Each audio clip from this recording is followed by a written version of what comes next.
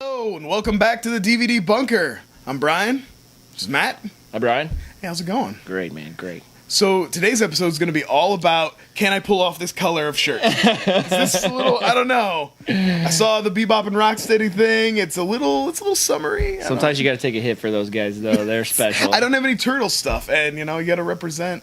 I want to spread my nerd nostalgia all around. That's so right. I don't want to not just comic books, not just Star Wars, Turtles too, and Ghostbusters. I bought a Ghostbusters shirt, just had the logo on it, but I wanted to get tape and like put some masking tape and write the girl one. Just like that's a great idea. I thought that was funny. They didn't get much merch for that. No, not a lot of teas out there. Not too much.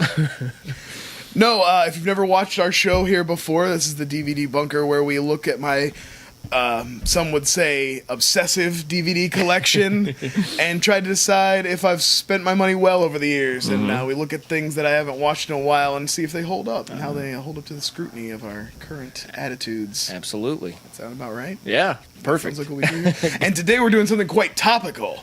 Because we're doing a movie called The Campaign. It's funny, this came out in 2012, so that would have been right around it. It came out in the August. The campaign, or the obviously election of 2012 would have been in November. So it was topical at the time too. Yeah.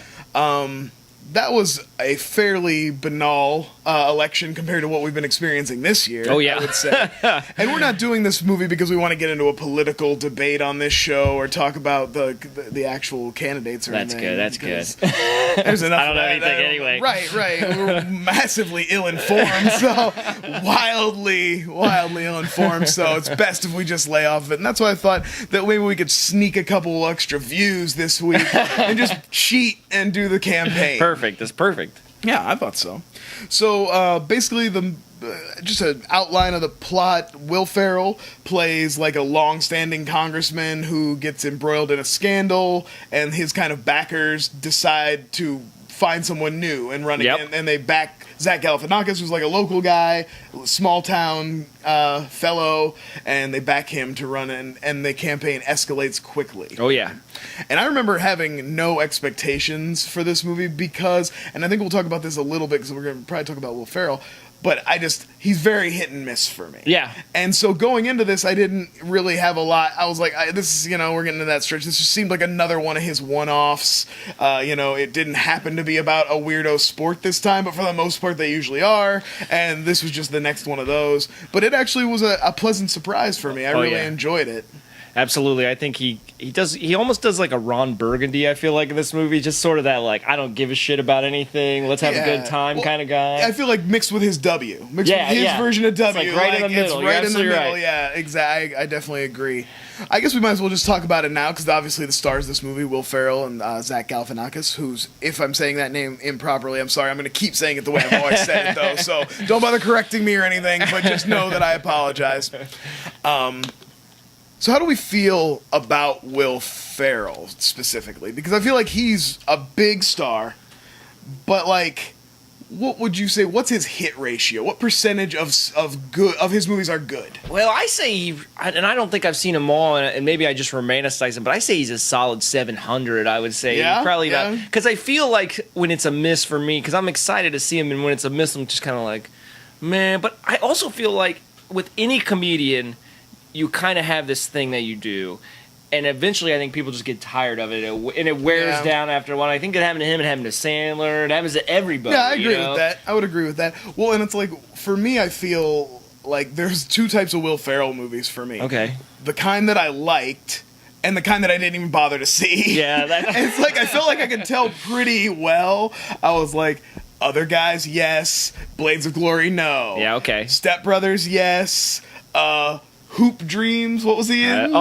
Semi-Pro. Semi-Pro? Hoop Dreams. Hoop Dreams. That was the sequel. It's the sequel. But yeah, and it's like, and some I avoided on principle. Like, I heard that the NASCAR one's good, but I'm just like, no. I'm not watching a NASCAR movie. Take that, NASCAR. I showed you after your billions of dollars that you make every year. And I would say some people might put that at the top. Right. You know I would say that's mean? one of the Talladega Nights is a huge hit. For me, it's all about. I think the first Anchorman, although the sequel I did not like. I thought the sequel was bad. No. I definitely Old School. I think I mentioned it on this show before. Old School definitely hits for me still. Yeah. But he's got some one-offs like Stranger Than Fiction, I think is a good movie for Will Ferrell. But I would put his hit ratio more like around 40%. Okay. He makes a lot of movies. Really? I think so. Yeah. I think he kind of puts out...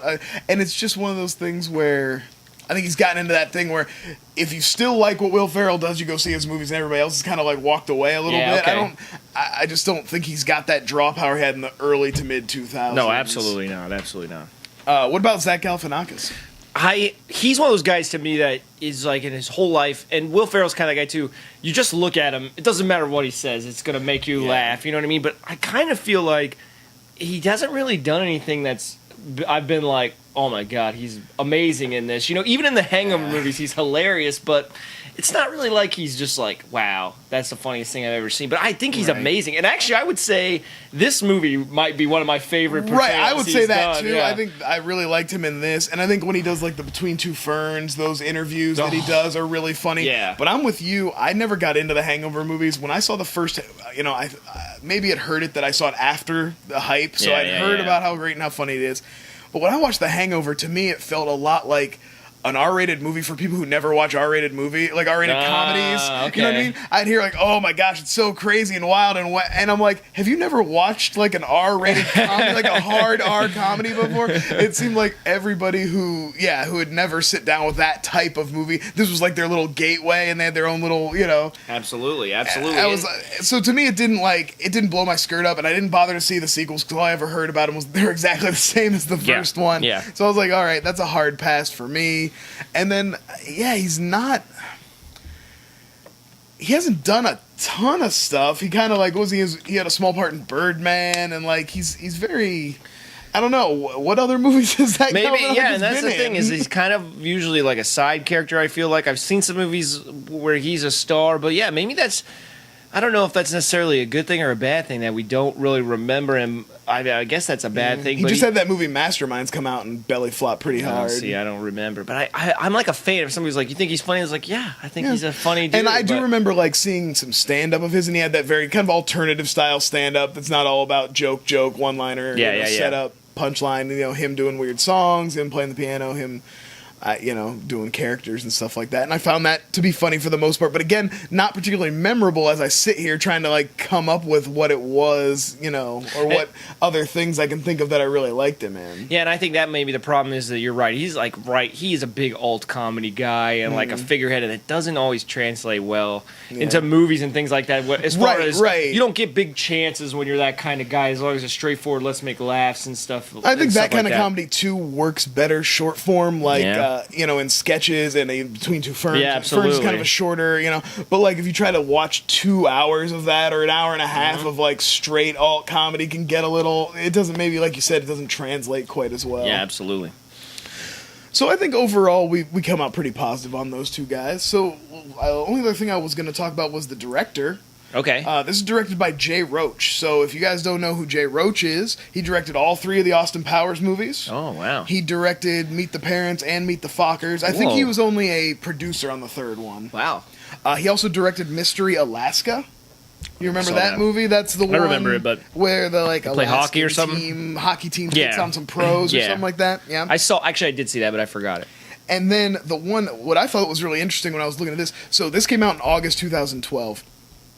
In March of that same year, he has Game Change come out, which was the Sarah Palin TV movie he directed, where Julianne Moore played Sarah Palin. I've never heard it was, this and I don't believe it was a particularly favorable portrayal of her. I think around the time this came out, that was well into that, like, hey, look at the idiot they rolled out for this one era. So I thought it was funny that he did that. and then probably went right from finishing up that to working on the campaign, because the turnaround time on a comedy is not as long as like a big budget action movie or anything like that. So he was either working on them both at the same time, or like got the idea while working on that. It was like, I'm going to do a full-on campaign comedy. Mm-hmm. And then he does. And so I just thought it was funny that they came out like that close together, and then he directed kind of the like the slam movie on Sarah Palin. Yeah, very. And this movie, I don't think so much takes a point of view, because to me, I feel like both these guys are right and left, and neither one of them are that really awesome. No, it's just about they're just both kind of idiots. This is just your average, like, this is just taking that, two idiots, a fight that constantly escalates, and just putting it into a campaign. Yeah, it's absolutely. fine. You know what I mean? Yeah, the premise, I agree. I don't think this one takes a political slant very much, except of like, I think it's more anti-corporation than it is anything else. Yeah, it's like kind of got an anti-corporation message, pro small town kind of thing. But yeah, I just thought that was funny that he directed both those. I like those movies. Succession. I like the Austin Powers movies a lot. I like to Meet the Fockers. I think Meet the Parents. I think definitely Meet the Parents, and I think Meet the Fockers was all right. You know, but the first two Austin Powers movies, I'll stand by those. I think those hold up pretty well. Anything else to say about this one? No, I'm excited. I love both these guys. I think this is going to be a fun one. Yeah, me too. Let's go watch it. All right, let's go.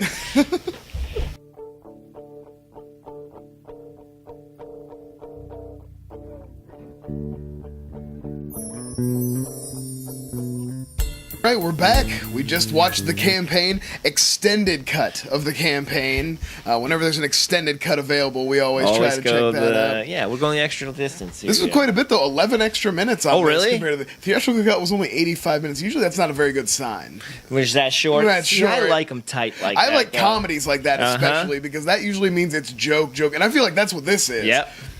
There's not really any scenes. There's barely any scenes in this that are just setups that don't at least have some jokes in them. I feel like there's a lot of, everywhere. They just keep going. Like that's, and I don't want to get bogged down in repeating jokes, but it is a very funny movie. There's a lot of really ridiculous things like said and done in it. I'm sure we'll talk about some of them, but like, needless to say, this is a densely packed movie with jokes. Yeah, lots of laughs, lots of jokes. It's, and I was thinking about back during the movie to some of the similarities to other Will Ferrell's movies, and I realized when you come Will Ferrell in these movies we named off at the beginning we love, it's actually also this guy Adam McKay who writes all these movies, Talladega Nights, other guys. And when I was looking at this, I thought he directed this one too, and then when I looked up I saw it was Jay Roach, but he wrote on this and produced. Yeah. Is that right? Yeah. I thought I saw his name at the beginning also. And I want to talk about this a little bit.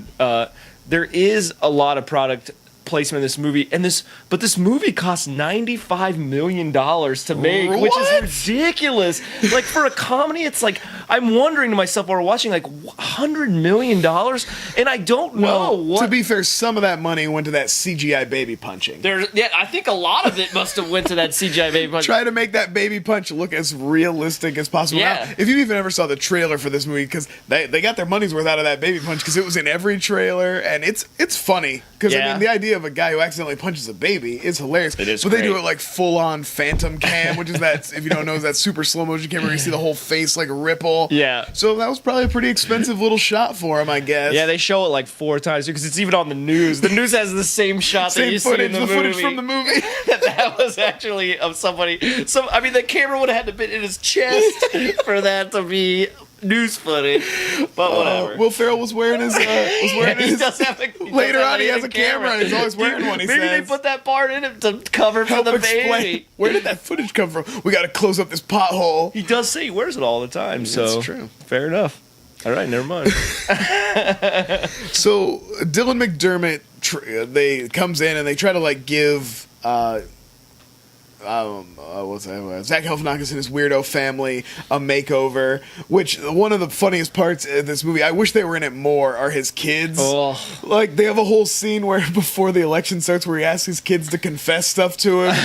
And you can tell that this was just a situation where comedy writers wrote a bunch of shit and just gave these kids lines and fed them lines for like, there's probably like 2 hours of footage. I'm sure there's like, actually... We're gonna go up and watch the gag reel anyway. So let's just pause it and go do that right now. I bet there's so much extra footage of those kids saying ridiculous stuff. So they were really funny. And Zach Galifianakis sells that whole scene because the first thing he says is he takes the Lord's name in vain, and Zach Galifianakis promises he won't get angry, and he just looks instantly so mad. He's furious. Yeah. But he's and because you've already, even at the short time in the movie, he's already established a guy you can hardly even see as getting mad about anything. Yeah. He's so cheerful and happy-go-lucky. Oh, it's a great scene. So they give him his like makeover and get him ready, and they have their first debate, and it's made clear that like he's a legit contender because you're not gonna be able to just goof off your way through this one. And they start with their, like we talked about, like just ridiculous mudslinging that comes, that just comes from a basis of nothing. Yeah, you know? That's good. But Cam actually, I thought this Cam starts it. He's the first one to be mean and kind of make it negative. But then he also initiates the sit down where he comes to his house and they have a drink together and they have that emotional moment. Yep. And Cam explains how he got into politics and how there was this rusty old slide that he wanted to get torn down.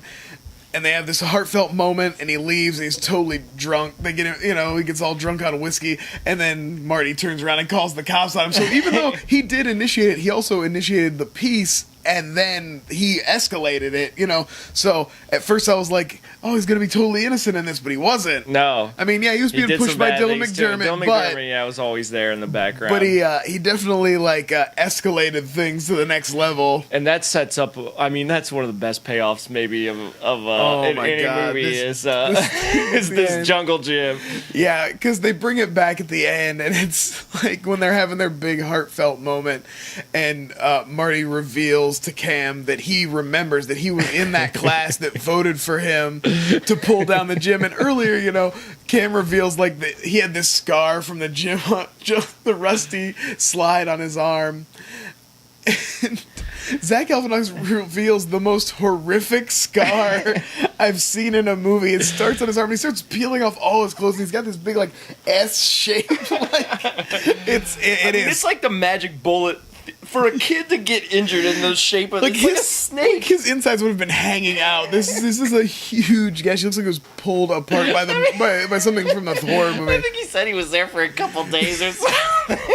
The scar is so good. Yeah, but anyway. that is the whole Jim Ripper scene is one of the best payoffs in the whole thing. Yeah, it's a great payoff. It's so funny.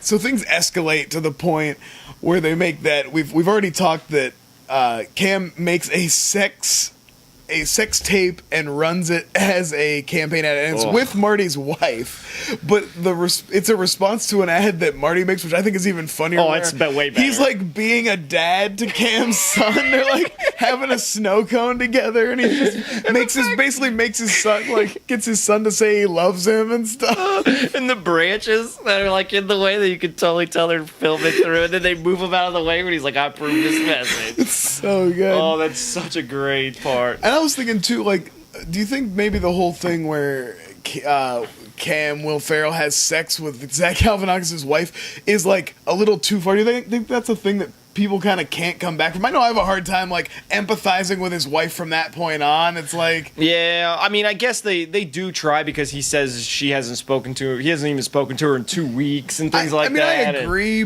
that she has justification to be mad. I just don't feel like it's justification to have sex, not only with cheat on your husband, but with his opponent who is locked in this bitter current mortal enemy. You're really it's a betrayal for sure, but it was her acting out, I think, and they try to sell it anyway. Whether or not it works on you, I guess, depends on your compass, I guess moral so. compass. Whereas I have, we all know I have a strict moral compass. You might have noticed I fist pumped when Will Ferrell. You were like, adultery. Yeah, you had their high five up, and I was like, no, let's mix it up. Your wife kind of shrugged though when I thought when she reached past me to high five you. I thought that was weird. You knocked her hand down, and she's like, sorry. Don't do that. It's I calls him like I sees him. So let's see.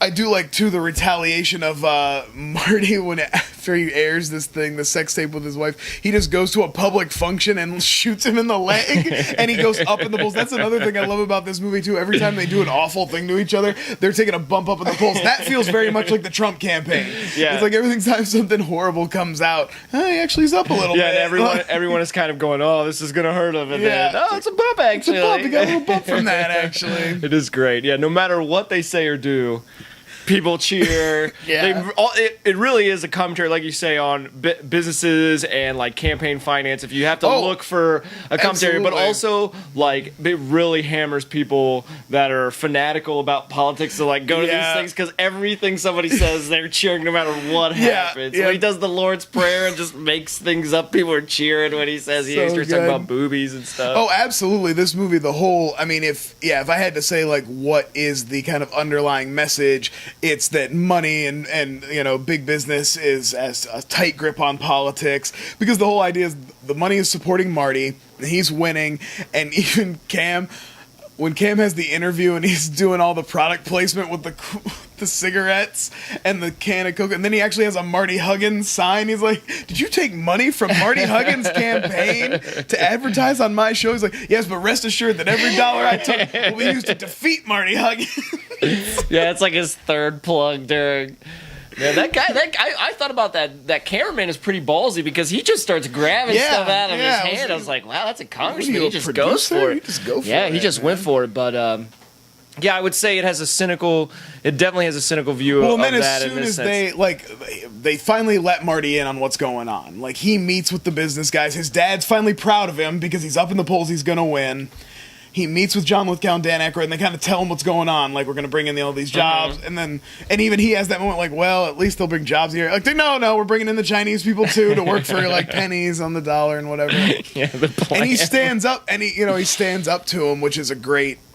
that's his like big turnaround moment. But they instantly turn back and put their money back behind him, and he's instantly back up. Like, he has a big, it's almost like an Iron Man style show where he has the screens behind him and like backup dancers and shit. And his wife, who had left him when he was losing, comes back. Yeah, for the show, and he's got all the billboards, the sick ass billboards with like jets, and he's got a gun. Him like stuff. Shaking hands with Jesus and shit.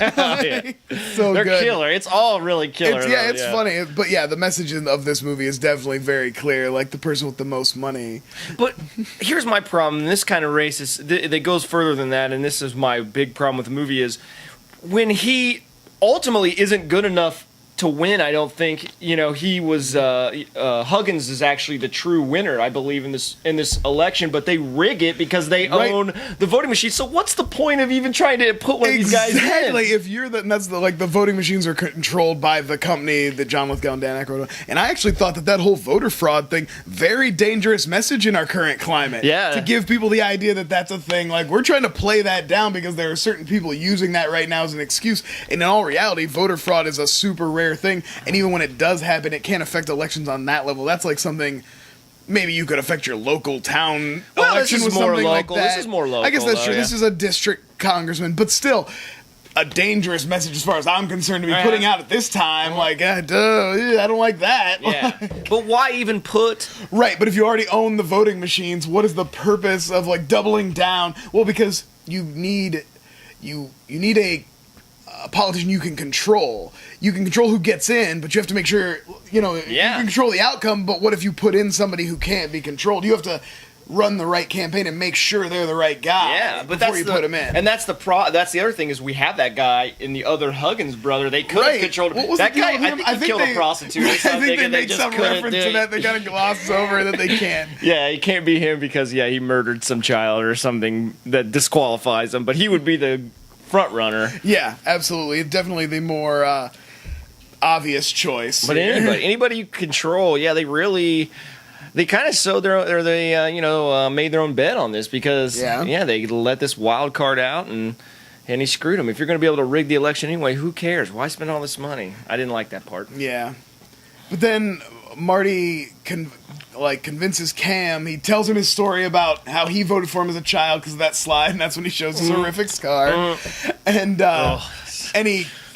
Cam has his moment of realization, and he goes up and he renounces the the candidacy, or and Marty becomes the congressman, and Cam becomes his assistant, and they actually take down the brothers. They have a congressional hearing and find a way to take down the brothers, and they keep all so it's happy. Yeah, because Dylan McDermott is some sort of international criminal. Like, he's born because it's hard to prosecute things like they were doing, like kind of.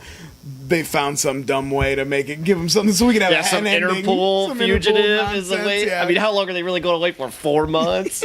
Maybe they're trying to set up the sequel or something. Yeah, it was campaign 2. Yeah, I don't even know what that would look like. You got to keep these same bad guys, but whatever. But I did like that. It would have been real easy to have Cam win the election and then do a scene where kind of everything gets revealed and he goes down, but because he was kind of likable and more like an idiot and more not stupid, but more like a kind of just like a dope who just kind of got lazy. He became complacent. He wasn't a bad person. He just didn't care. They let him get away with actually just learning a lesson, which I thought was nice. And the proper bad guys, the guys who kind of created the whole situation, get to be the ones who take the fall, even if it's for a dumb bullshit reason. It's a lot like Trading Places in that regard too. That we kind of have 2 good guys now at the end. It's also a lot like Trading Places the way it totally falls apart in the 3rd act. I did find that myself, like the jokes at that point they start repeating jokes. A dog gets punched like a baby, and it's kind of like gets to that part where it's tough. There's a running joke where Zach Galifianakis has trouble with doors that I don't think was very strong. No. Like that feels like one of those things that was probably really funny on set, where they were like, and he'll just mess with the door, and we'll just stand around and keep trying to tell him about how to open it. Yeah. It'll be so funny, and it just doesn't translate that well. It wasn't. And I felt like even Lithgow, they were all yelling stuff to like help him open, and Lithgow just really refused. Committing to that. Although they did give him a dumb ass line that he read, and I really was one of my favorite lines. Is he says when he gives them the plan for bringing in Chinese people, he says it'll double our already doubled profits, and I just love that idea. John Lithgow can say dumb things really well. I think that's the whole premise of Third Rock from the Sun, right? Yeah. Like so he delivers dumb lines the best. It's just like real quick, but I love that line. Also, awesome tiny little John Goodman cameo right at the very end. They sneak him in as just like he's literally was probably just stood in front of a green screen and said lines for a half hour, and they just like filled the rest in. It's so good. Explaining why breast some congressman reasons for having them. To like cushion her, like he bought him for his mistress or something. It's always good to see that guy. Another repeat, good repeat for him on the bunker. Yeah, a lot of John Goodman. We love him down here. All right, so let's talk about Character Corner. Perfect. There's so many shout-outs. There's a lot of great little cameos. There's a lot of great, lesser-known actors and great parts in this, smaller parts in this movie. First of all, the kids are so... And the one kid, the older kid, there's a scene, I want to shout him out, where he's sitting on Zach Galifianakis' lap. He's maybe 10 pounds lighter. I was going to say, he's almost as big. And he just keeps this straight face the whole time they're having this conversation. Both the kids are real good about having just a deadpan face that's so funny. They crush it. But I got to go with, and he doesn't have a lot to do, but I love him, is Thomas Middleditch. He's on a show called Silicon Valley on HBO. He does a lot of stuff where he's in movies and you just would never recognize him because he's just little parts. But I like him a lot. He's a gamer. He's hilarious. He's kind of a newer guy. I saw him and I was. He plays Travis. He's the guy that is.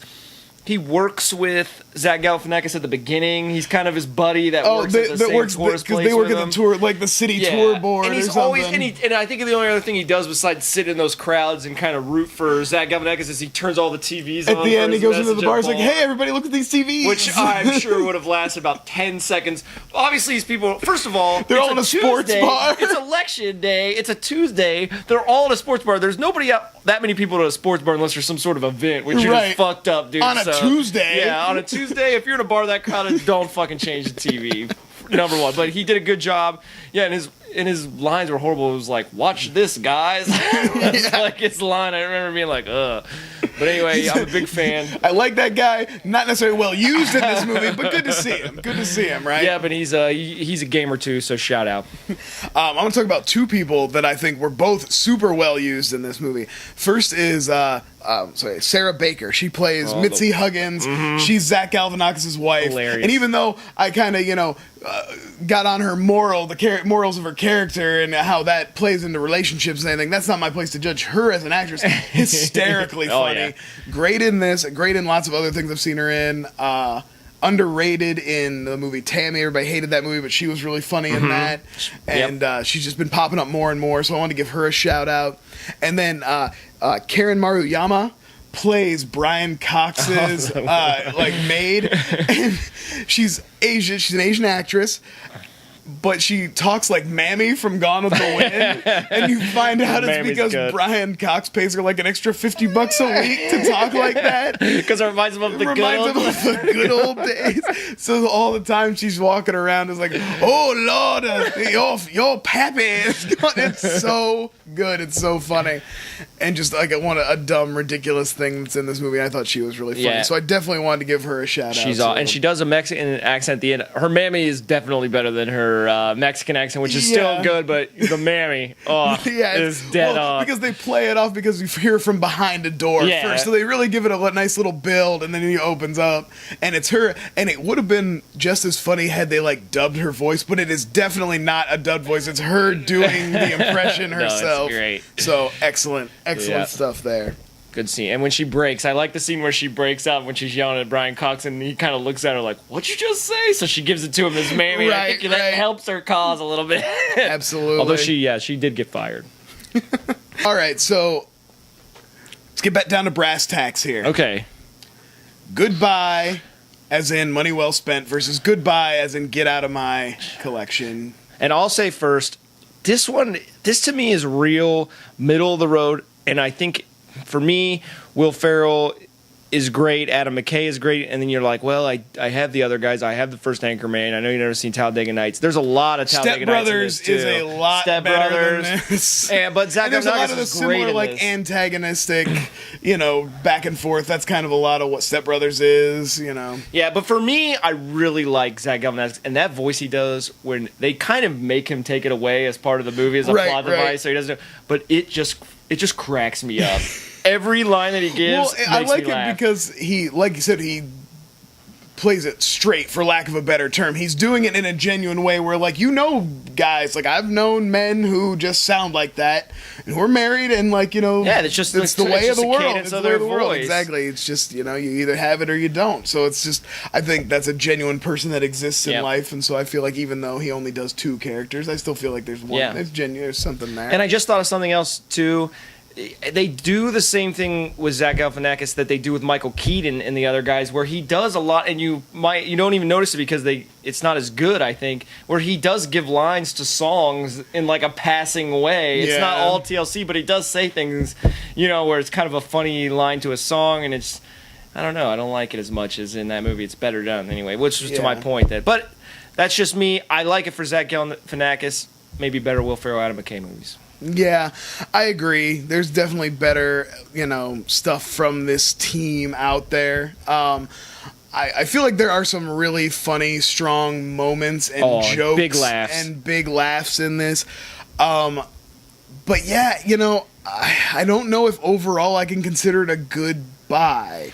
I like it, I enjoy it, but do I think it's would I miss it if it wasn't in my collection? Absolutely. Is what it comes down to. If it's if I lost it, I got rid of it, would I ever be like, oh man, I never should have done that? Or I got to pick it up again. Yeah, I got to replace that. Oh, I got stolen or something. So, as weird as it is, and I was not expecting this at all, actually. I'm kind of thrown off here at the last minute as we were talking. I was kind of like, he's right.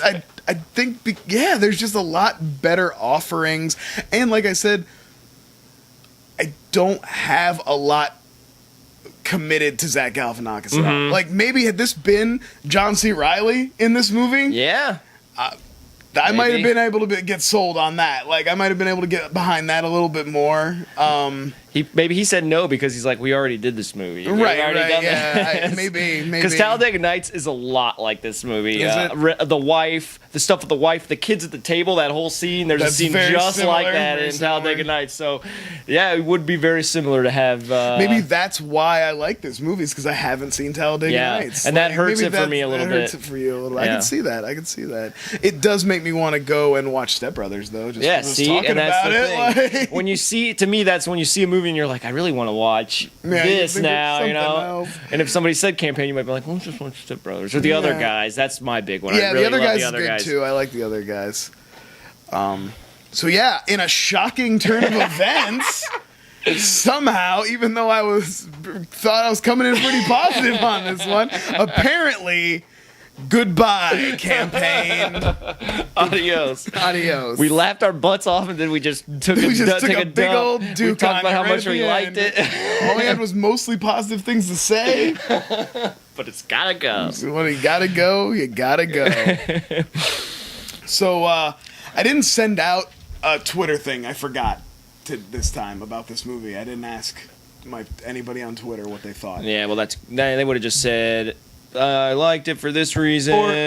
I thought it was lacking in substance. Repeated a lot of Talladega Nights. Just everything snooty I said. Take what you said, make it sound a little smarter. That's probably what they would have said. Yeah. I agree. Just class it up a little bit. Church it up a bit. Use a word with 3 syllables. Or, more than likely, they just been like, I didn't bother to see that. Like, I got Kurosawa movies to revisit. I can't make time for your stupid comedies. It's true. But you know what? I didn't ask Twitter, but we can ask Twitter now. Twitter, why don't you talk to us about the campaign? Hashtag DVD Bunker. Talk to me at Hercules. At the Drunksman. Let us know what you thought, or if you saw it, or if you think we're, did we praise it too much? Did we turn too hard on it? Like, did you see that coming? Was that too much of a blindside? I'm interested in that, because I didn't even see it coming. I literally am shocked by my own answer here. It's weird. It's a very strange feeling I'm having. But I definitely subscribe to this channel if you haven't already. Do the YouTube things, like the video, chat down in the comments section. I know this is the campaign, but we're hoping that airing this after the election stuff will only be to our 3rd or 4th recount by the time this airs, probably. So try not to let it get too hectic down there. Thanks to Jeannine for our art, and Austin for helping us with the banners, Ron for our music. Anything I'm forgetting? No, I think you've gotten everybody. Watch all the other shows on TUFF, OSP, BFF. Definitely, I was just on Fan Friction again. My only time I appeared in our 2nd season, I took on the guys from one of my favorite podcasts, Action Movie Anatomy. So great. They're a couple of old friends they're just like us. They've been buddies forever, so it was really great to have them on the show. They were funny, really knowledgeable, and just had a really great time with them. So thanks to our fans, and tune in to the next DVD Bunker. Bye!